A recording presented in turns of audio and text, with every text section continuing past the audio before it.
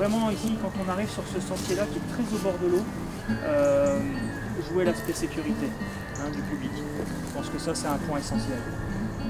Donc on refera un fascinage ici. En plus le sol est bien humide, donc ça va vraiment s'y prêter. Avec les arbres qu'on coupera là-bas au-dessus, on récupérera encore une fois de plus les pieux, on replante et on vient retresser. Quand on fait du renforcement de berge où tu as des problématiques d'érosion de berge, en rivière par exemple, ça marche vraiment bien. Et on travaille avec du vivant. C'est ça qui est intéressant, c'est que les pieux de sol, le sol, un rejeton, il rejette tout de suite. Et là, du coup, le système racinaire se développe. Ouais. On sécurise la berge parce que la berge, du coup, ça serre les choses. Voilà. Et après, le tressage, il vient tout consolider, quoi. Après, là, je remettrai pareil du buisson.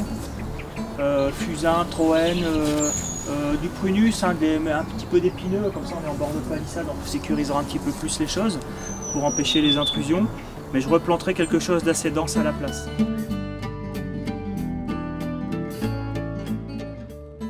bien réfléchir, c'est comment on va devoir canaliser ce fameux public. Ce sera un des petits travails, un travail que vous pourrez mener cet après-midi. Quand vous verrez le site, vous allez dire ah tiens là on peut l'emmener, là on peut pas l'emmener. Voilà. C'est important d'avoir cette notion en tête. Projet de formation, à l'image de ce qu'on fait un petit peu aujourd'hui, et puis également dans la gestion, dans l'entretien de tout ça. Il faut penser investissement, mais aussi il faut penser fonctionnement. Mais on ne va pas gérer de la même manière que le parc urbain qui est là derrière. Donc il y a bien aussi un savoir-faire qu'il va falloir expliquer. On suit tous une formation qui s'appelle le DUS technicien de la mer et du littoral. Donc on est en option GAEL, gestion aménagement de l'environnement et du littoral. On est en sortie aujourd'hui avec Ecosphère à Bailleul. On va devoir faire une espèce de diagnostic, savoir ce qu'on pourrait implanter dans le site pour au final pouvoir accueillir du public. C'est-à-dire qu'il faudra concilier l'accueil du public et la préservation de la biodiversité. Proposer des travaux pour avoir plein d'idées parce qu'on sera tous en petits groupes, on aura chacun nos idées et on pourra tous avoir des propos différents. Alors ici on est en présence de la renouée du Japon, donc espèce exotique, envahissante, donc qui a été coupée et puis qui va être retirée de manière mécanique, déposée sur une bâche et recouverte de sassi pour être asphyxiée pour pas qu'elle puisse reprendre et partir ailleurs.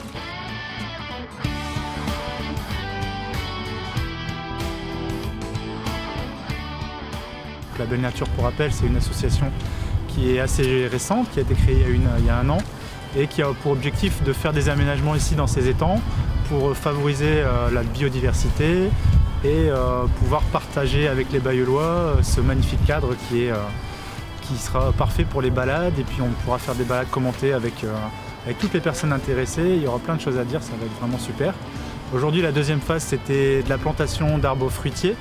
Et aussi également cette semaine, il y a eu le creusement de 2 mares, et il y en a une troisième qui va être faite très prochainement, qui vont permettre d'avoir des nouveaux habitats et encore plus de biodiversité. Et ces travaux-là ont été rendus possibles par la CCFI. Il y a eu un inventaire de nœuds qui a été fait pour bien situer les mares, vérifier leur intérêt, leur positionnement. Et à partir de là, voilà, on a déterminé les critères de réalisation et les travaux ont été faits hier et avant-hier. On a créé cette première mare et une deuxième un peu plus loin et une troisième effectivement qui est en cours. Donc voilà, l'idée c'est de diversifier les milieux. On a un étang qui a énormément d'eau et qui accueille pas forcément beaucoup d'amphibiens. Donc voilà, là les mares sont vraiment en vocation d'accueil des amphibiens et tous les insectes aquatiques pourront y trouver refuge. Dès cette année, il pourrait y avoir les premières visites en tout cas, et après ça va très vite se végétaliser naturellement. Donc je pense que d'ici 2-3 ans on aura quelque chose déjà de bien intéressant, et puis la végétation va se diversifier et du coup la faune va suivre également.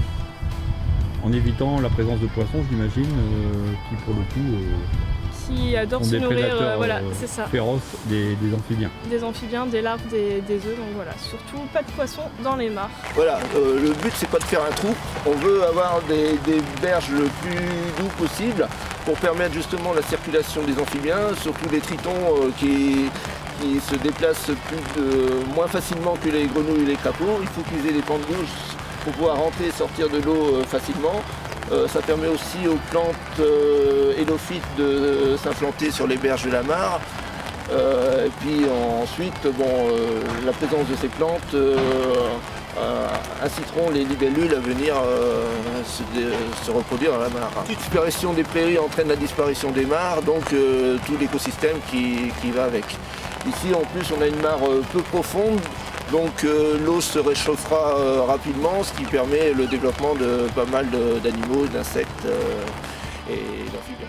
On est en train de terminer notre session de plantation qu'on avait prévue donc sur le mois de janvier. On avait la semaine dernière, comme vous voyez là, sur ma droite, on a planté à peu près 200 mètres de haies arbustives avec environ 400 plants. Et cette semaine, aujourd'hui, on avait pour projet de planter 300 autres mètres de haies, toujours de la haie arbustive, avec cette fois 600 plants volontaires qui sont venus, des Bayeullois ou pas d'ailleurs, des gens de la région, qui sont venus nous prêter main forte avec le personnel des espaces verts pour planter tout ça en quelques heures. C'est une belle performance, on est très fiers. Disons qu'on a bien profité de l'humidité et c'est très bon pour la peau, ça réhydrate, c'est super. Bon Olivier, tu me disais que c'est un chantier un peu participatif et effectivement on voit qu'il y a des élus, des équipes de la mairie, les services techniques, donc il n'y a pas que les bénévoles. Florent Vandenabel, conseiller délégué au tourisme, au partenariat transfrontalier, au jumelage. Voilà. Michel Legrand, conseillère déléguée à la nature en ville, aux espaces verts, au fleurissement, aux parcs et jardins et à la biodiversité. Marjorie Vandenberg, conseillère déléguée mouillée.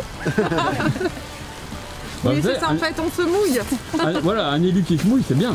Voilà, des élus qui se mouillent, c'est bien. Des habitants qui se mouillent. Et puis, les agents aussi. Voilà, tout à fait, les services techniques. Les agents des espaces verts qui viennent même le week-end, même le samedi, même le dimanche. Et les retraités. Les habitants jeunes et moins jeunes. Les enfants, donc en fait de 7 à 77 ans, quelle que soit la profession, les envies, etc. Donc, et quelle que soit la météo. Et quelle que soit la météo, donc un super projet quoi.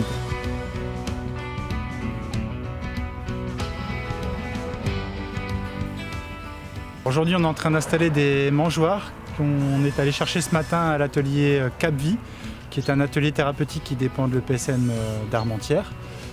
Donc des mangeoires qui ont été faites par cet atelier, qu'on installe cet après-midi sur notre zone mangeoire et qu'on est en train de traiter avec de l'huile de lin pour les protéger des intempéries, de manière à ce qu'ils puissent avoir une durabilité plus importante.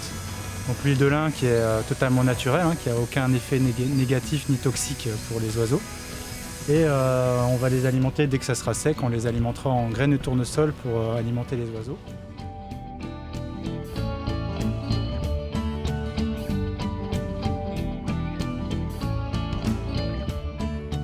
Aujourd'hui on va contrôler l'état général de la colonie, voir si tout va bien.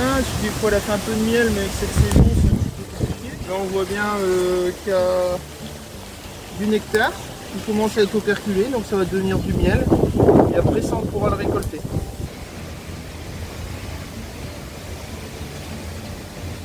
Elle est pleine de miel. Remplie. Ici elles ont tout ce qu'il faut pour se nourrir. Est-ce qu'elles nous font du miel? Ça, c'est la saison qui le dit. Mais ici, tout ce qui est dans la hausse, on va pouvoir le récolter. Ce qui est dans le corps, on leur laisse pour qu'elles passent l'hiver. Très aléatoire. En général, ça fait, on va dire, entre 10 et 50 kg. C'est en fonction des années. Bon, cette année, c'est même pas 10.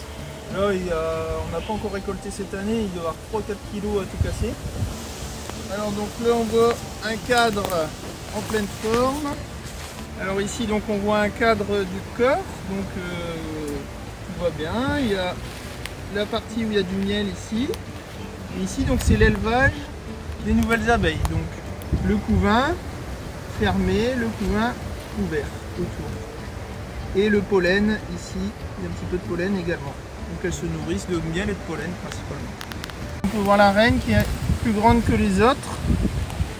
Et donc c'est la seule de la colonie qui va pondre jusqu'à 2000 œufs par jour en pleine saison.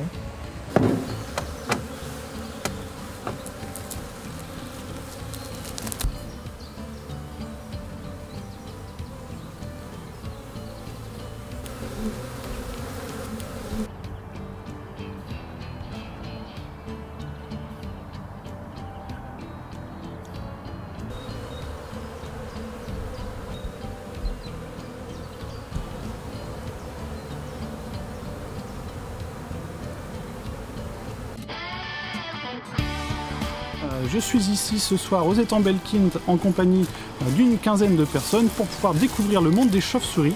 Il y a deux parties. Une partie statique avec l'atelier qui est juste derrière moi, qui regroupe un certain nombre d'objets en rapport avec les chauves-souris, que ce soit leur écologie, leur morphologie, leur comportement, etc. etc. Ce n'est pas une caricature ni un farmer, c'est une personne, une femme pour le coup, avec une chauve-souris dans les cheveux. Pourquoi j'ai mis cette image? Parce que les chauves-souris ont cette légende qui les suit partout, qu'elles s'accrocheraient dans les cheveux. Il faut savoir qu'une chauve-souris est capable de détecter l'épaisseur d'un cheveu à plusieurs dizaines de mètres grâce à ses ultrasons. Donc, elle ne peut pas se faire attraper dans les cheveux puisqu'elle les détecte largement avant d'arriver sur la personne.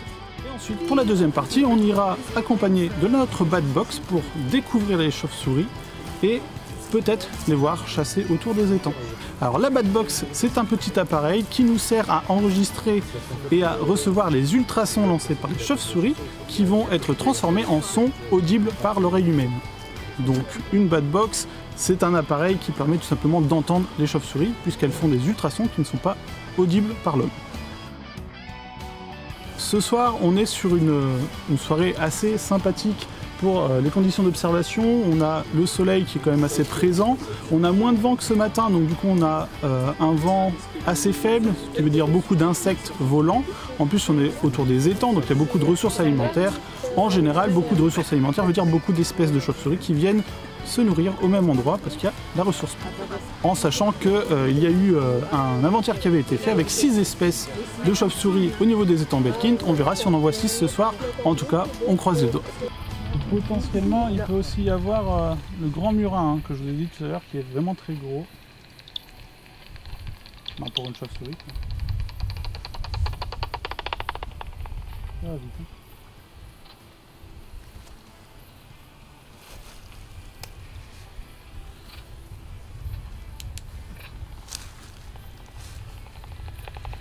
Bon, on ne pourra pas dire qu'on n'a pas eu de chauve-souris ce soir.